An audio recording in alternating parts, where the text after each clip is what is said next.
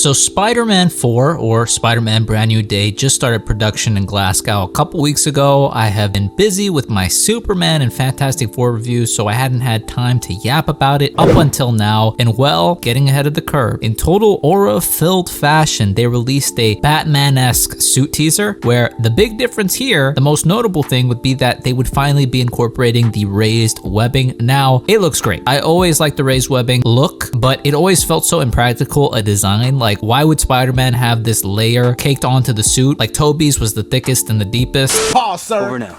Pause, sir. 10-4. And it looked good and totally helped with the VFX, but it always felt like it was something that would just peel off during a fight to me. I think Andrew's TASM 2 suit was a huge improvement on that because it wasn't so protruding, but it still added depth to the suit. I like the practicality of Tom's webs having been printed onto the suit, but honestly, it fucked up a lot of the VFX and just made the webbing that much harder to notice. So it's a design I'm totally on board with now and completely rooting for. And then we get an actual starting teaser where we see Tom in the suit and with no mask, and we can see the blue, and it is different from the No Way Home blue. It's a deeper blue, more indigo, whereas the No Way Home ending suit is more, I'd say, cerulean, a lighter blue. They still both have like a reflective shimmer, which is really cool. And then we got set photos of the suit with the mask from various angles, and I'm putting out a bounty. If any mofo can find a bad angle of this suit, I will personally cast the Etsy spell for mucho bands on you, okay? Because this is by far the best Spider-Man suit ever. Recency bias be damned, okay? Honestly, I love the Stark suit when it came out, but the black bands were something I had to take time to get used to. This, no time, okay? This is automatic acceptance, automatic perfection, automatic love, which is not something you will ever hear really often. The web pattern on the mask and even the lenses might also have changed too. I know I'm steady glazing the suit, but I also don't want to go so crazy on the analysis of it since I don't know how the hell it's going to look in the actual movie with the color grading and the lighting and whatnot, but also some Spider-Man fans are crazy. Not like that wasn't apparent already, but I've seen people argue over like the roundness or flatness of the lenses, and I'm just like, more power to you, but miss me with all that, okay? Suit look good, I'm good. But apparently it's going to be the case that we'll see the No Way Home suit in a montage of Spider-Man fighting villains, apparently like Tombstone, and slowly upgrading the suit until what we see right now, because everyone was worried that the final swing suit would change in the next movie, and it did, albeit for the better, but I'm glad we'll still get the opportunity to see that suit in motion, even if it's for a short amount of time. Speaking of villains though, okay, apparently we're getting a montage of several different street level Spider-Man villains that he will apparently take down. Of the ones I've heard the most is Tombstone, so I'm willing to assume it is true. He's a street level villain, a very important one, a very prominent one, which is what we've all been clamoring for, so I'm sure we'll see more of him. Now, people are saying because Tremel Tillman has been cast, he is probably either playing Tombstone or potentially MCU Norman Osborn. Honestly, I haven't seen Severance, which I know I've been slacking on, but I am still unfamiliar with his work and his game, but apparently he's an absolute beast, so I'm excited for whoever he is. Apparently Prowler, Ramrod, and even Boomerang are going to be in the movie as well, I imagine, as extra low-level villains for the montage, and apparently even more people. I always thought Boomerang was a bit annoying in the comics. I remember him from like the Nick Spencer run, the 800s of Amazing Spider-Man, but honestly, that could be very interesting to explore in live action. What if Spider-Man's villains living with him, helping him with rent while he has to keep his identity a secret from him? There's also word that Ramrod, which that's an actual villain and not just a rude thing to do, will be in this as well, which that character has like less appearances than Muse. I want to say he was first a Daredevil villain, but Spider-Man was actually in that first appearance of Ramrod issue of Daredevil from the 70s, so he's overall a street level villain, which I'm very glad they are fleshing out the street level stuff with more obscure characters like this. They will really add more dimension having these characters proliferate at the ground level of the MCU. There's such a sweet spot that Spider-Man exists in that is so similar to Batman, where both of them can be tremendous at the smallest and highest levels of,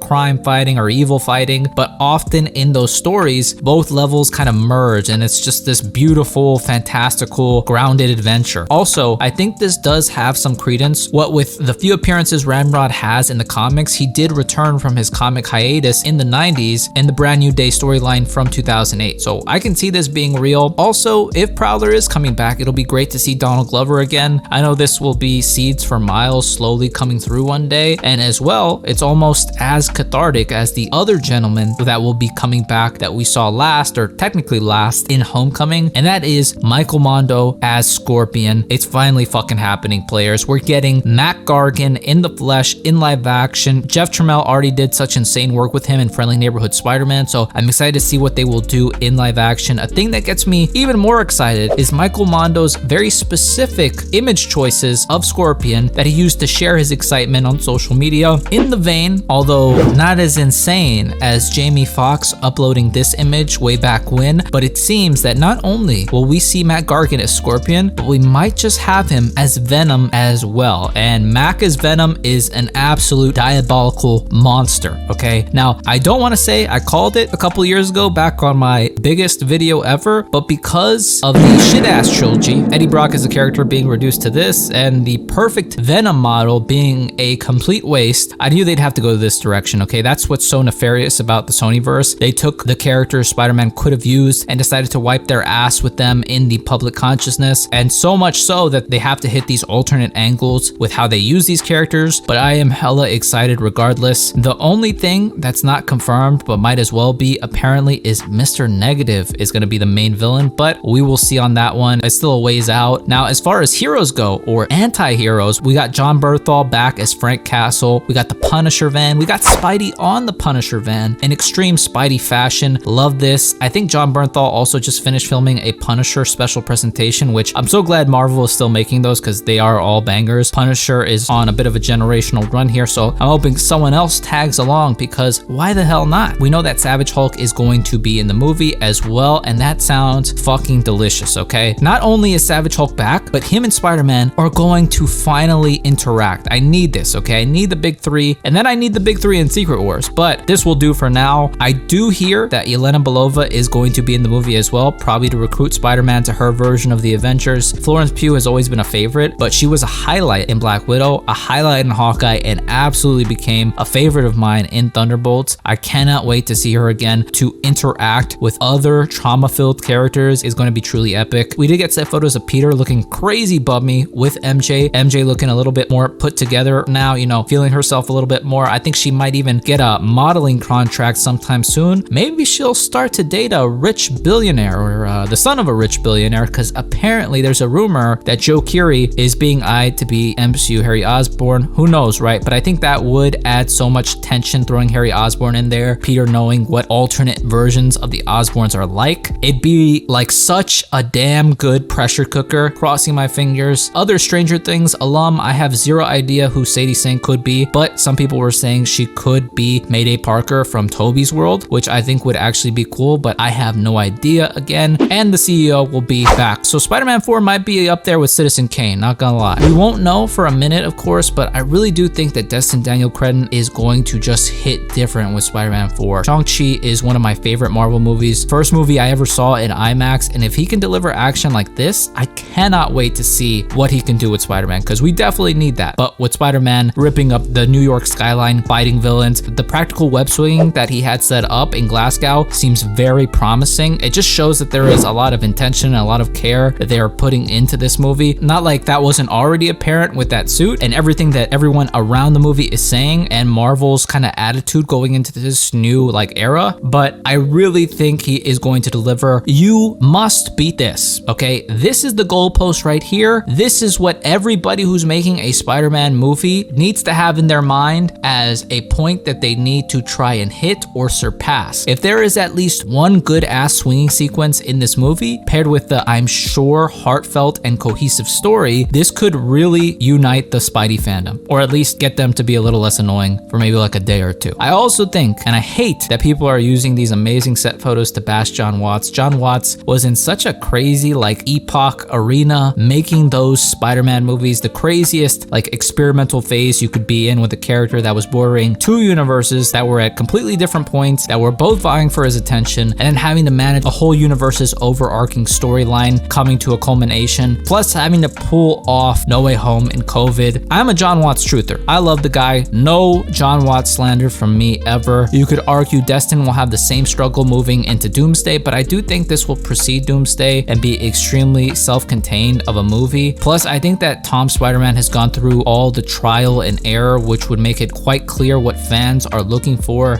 this next movie. So I think despite movie making being ever challenging, I think Destin has a leg up. I really do think that he's him, and he's gonna put some major sauce back on Spider-Man's name. All signs are pointing to a fresh take on a familiar Spider-Man, and I am all for this. I hope we have the same spirit that Fantastic Four had in throwing us into the fray, much like Superman as well. I feel like people are much more accepting of the fantastical in this era, so I feel they'll really go for that. They have all the emotional material they need to get us to care, and if they pair that with insane action, dynamic web swinging, cinematography, and care, this movie can be generational. I mean, I'm saying that as if the last one wasn't quite literally that, but you know what I mean. Let me know what y'all think of the new suit, all these castings, the set photos, any rumors or predictions. Also, I'm all ears, but that's pretty much it. If you liked the video, leave me a thumbs up, comment down below, and if you want, subscribe. I always appreciate it. Thank you guys so much for watching. I hope all of you guys are well, and I will see you in the next one.